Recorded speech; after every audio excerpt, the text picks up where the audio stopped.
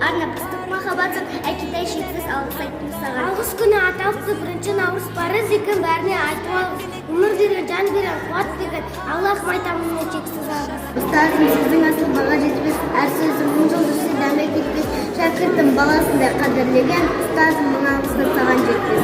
Алғыс айтамын, тезірек көр болған. Одан жерім лауыл, сені тудым, сені өстім. Рахмет саған туған жер алмасын. Жасмай арманым қанат қағып, биіктерге самғап, сені болашағым үйренді. Алғыс айтамын мен жандарым. Көздеріне төнемісін төрт бөлген, өзінде асыл сәнді кім көрген. Алғысым шексіз саған жанарым, әрқашан тілеуімді тілеп жүрген. Әкеме алғыс айтамын, қылға болған үшін. Көрінсе тіршілікте күндестерің, жөн болар жылы жұмсақ тілде